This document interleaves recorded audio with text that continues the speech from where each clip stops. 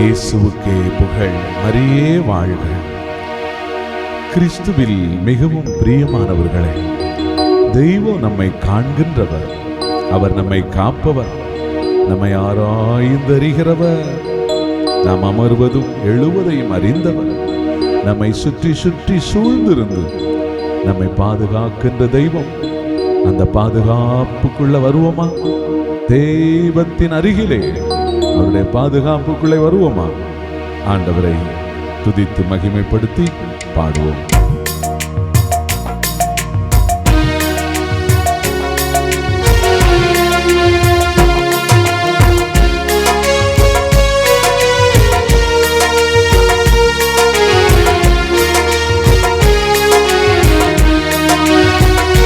என்னை காண்பவரே,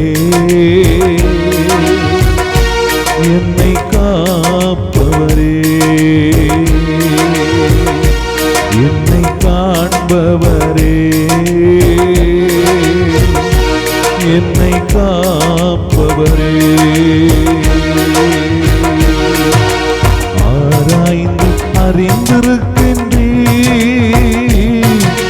சுற்றி சுற்றி சூழ்ந்திருக்கின்றீர், ஆராய்ந்து அறிந்திருக்கின்றீர், சுற்றி சுற்றி சூழ்ந்திருக்கின்றீர். நான் அமர்வதும் நான் எழுவதும், நான் அமர்வதும் நான் எழுவதும் நன்றாய் நீர் அறிந்திருக்கின்றீர், நன்றாய் நீர் அறிந்திருக்கின்றீர். என்னை காண்பவரே, தீனம் காப்பவரே,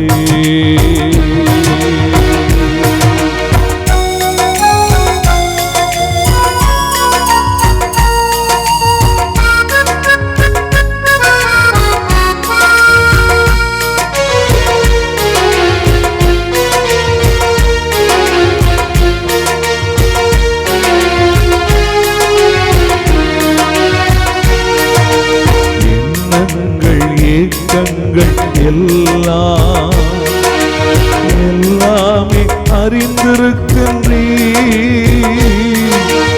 எண்ணங்கள் ஏக்கங்கள் எல்லாம் எல்லாமே அறிந்திருக்கின்றீர். நடந்தாலும் படுத்தாலும் அப்பா நீர் அறிந்திருக்கின்றீர். நடந்தாலும் படுத்தாலும் அப்பா நீர் அறிந்திருக்கின்றீர். நன்றி ராஜா இயேசு ராஜா, நன்றி ராஜா இயேசு ராஜா, என்னை காண்பவரே,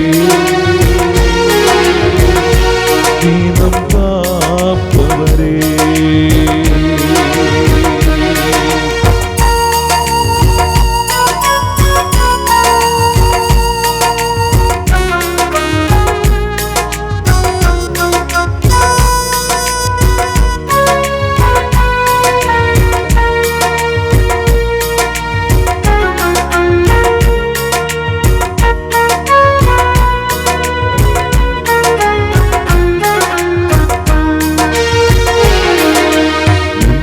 இன்னும் நெருக்கி நெருக்கி சுற்றி என்னை சூழ்ந்திருக்கின்றீர். இன்னும் பின்னும் நெருக்கி நெருக்கி சுற்றி என்னை சூழ்ந்திருக்கின்றீர். திருக்கரத்தால் தினமும் என்னை பற்றி பிடித்திருக்கின்றீர். திருக்கரத்தால் தினமும் என்னை பற்றி பிடித்திருக்கின்றீர். நன்றி ராஜா இயேசு ராஜா, நன்றி ராஜா இயேசு ராஜா என்னை காண்பவரே, தீனம் காப்பவரே.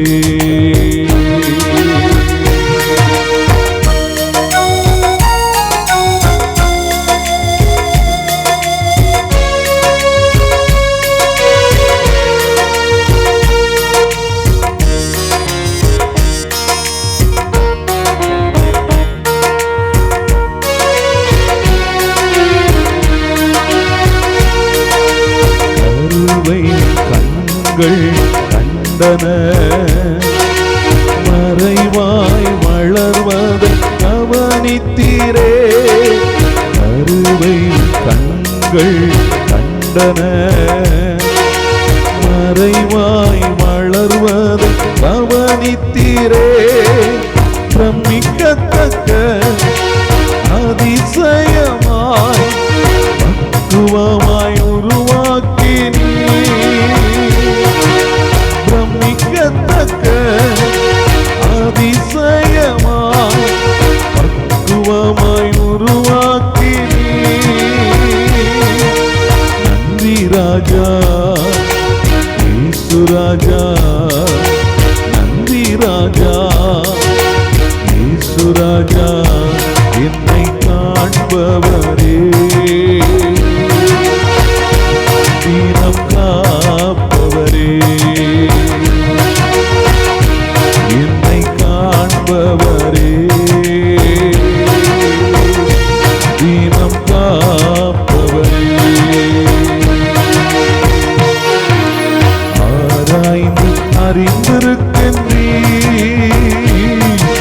சுற்றி சுற்றி சூழ்ந்திருக்கின்றீர், ஆராய்ந்து அறிந்திருக்கின்றீர், சுற்றி சுற்றி சூழ்ந்திருக்கின்றீர். நான் அமர்வதும் நான் எழுவதும் நன்றாய் நீர் அறிந்திருக்கின்றீர், நான் அமர்வதும் நான் எழுவதும் நன்றாய் நீர் அறிந்திருக்கின்றீர். நன்றி ராஜா இயேசு ராஜா, நன்றி ராஜா இயேசு ராஜா.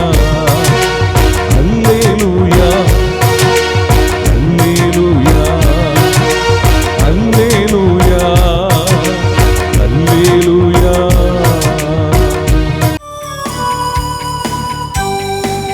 இயேசுவில் அன்பிற்குரிய அருமை சகோதர சகோதரிகளே, இந்த நாளில் உங்களை சந்திப்பதிலே பெருமகிழ்ச்சி கொள்கிறேன். ஆண்டவர் இயேசு இந்த நாளை உங்களுக்கு ஒரு ஆசீர்வாதத்தின் நாளாக தந்தருள்வாராக. அன்பான இறைமக்களே, இன்றைய முதல் வாசகமானது எசாயா புத்தகத்திலிருந்து எடுக்கப்பட்டிருக்கிறது. அதில் மிகவும் அழகாக ஒரு செய்தி கொடுக்கிறார் ஆண்டவர். வானத்திலிருந்து மழை விழுகிறது. இந்த மழை அப்படியே விழுந்து ஏதோ நாசமாகி போவது கிடையாது. ஒரு சில நேரங்களில் மழை அழிவையும் கொடுக்கிறது. தென் மாவட்டங்களில் 2023 ஆண்டு டிசம்பர் 17 மிகப்பெரிய அழிவை கொடுத்த ஒரு மழை. ஒரே நாளில் 1000 மில்லிமீட்டர். பார்த்திங்கன்னா நேற்று முந்தின நாள் பாம்பேக்கு பக்கத்தில், பாம்பேயிலேருந்து பூனே வரைக்கும் 1300 மில்லிமீட்டர் மழை கொடுத்தது. அப்படியெல்லாம் மிகப்பெரிய வெள்ளத்தை, இன்று சீனாவிலே மிகப்பெரிய வெள்ளத்தை ஏற்படுத்தி கொண்டே இருக்கிறது. மழை அழிவையும் தரக்கூடியது. ஒருவேளை ஆண்டவருடைய நோக்கம் அதுவாக இருக்க முடியும். காரணம், அவருடைய இசைவு இல்லாமல் இயற்கை செயல்படாது. ஆகையால் ஆண்டவருடைய வார்த்தை இன்றைய முதல் வாசகத்தில் சொல்லுவது, அந்த தண்ணீரானது வருகின்ற பொழுது அதற்குரிய பலனை அது கொடுத்து செல்கிறது. அங்கே புட்களுக்கும், அங்கே மலர்களுக்கும், செடிகளுக்கும், விவசாயத்திற்கும், மரங்களுக்கும் பயன் கொடுத்து செல்கிறது. அப்போ அது வீணாவது கிடையாது. அன்பார்ந்தவர்களே, இறை வார்த்தையும் அப்படித்தான். ஆண்டவருடைய வார்த்தை உங்களுக்கு அறிவிக்கப்படுகின்ற பொழுது, நீங்கள் விவிலியத்தை எடுத்து வாசிக்கின்ற பொழுது, ஆலயத்தில் வந்து நீங்கள் பங்கெடுத்து பிரசங்கங்களுக்கு, மறையுரைக்கு நீங்கள் செவிமடுக்கின்ற பொழுது அது வீண் போவதில்லை. மாறாக அந்த வார்த்தை உங்களுக்குள் விழுந்து விதையாக முளைத்து 60 100மாக அது பலன்களை கொடுக்கக்கூடியது என் அன்பு சகோதர சகோதரிகளே. ஆகையால் இந்த இறைவார்த்தை என்பது மிகவும் வல்லமை மிக்கது. உங்களுக்கு தெரியாமலே உங்களுக்குள் மாற்றங்களை உண்டு பண்ணக்கூடியது. அதனால தான் என்றைக்கும் நாம் இறை வார்த்தைகளுக்கு செவிமடுக்க வேண்டும். அந்த வார்த்தை செயலாற்ற ஜெபிக்கணும். ஆர்வத்தோடு இறை வார்த்தைகளை மறையுரைகளுக்கும் நற்செய்திகளுக்கும் விவிலியத்திற்கும் செவிமடுக்கின்ற பொழுது ஆண்டவர் நம்மோடு பேசுவார்.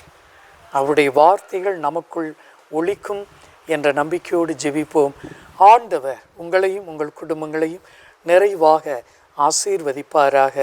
ஆமென். God bless you. அப்போ இயேசு வந்தது ஊழியத்தை பெற்றுக்கொள்ளவா, ஊழியம் செய்யவா? ஊழியம் பெற்றுக்கொள்ள வந்தாரு இல்ல, ஊழியம் செய்ய வந்தார். இயேசு இந்த உலகத்துக்கு வந்தாரு, ஊழியம் செய்ய தான் வந்தார் உனக்காக. அதனாலதான் இயேசு என்ன செய்தாரு?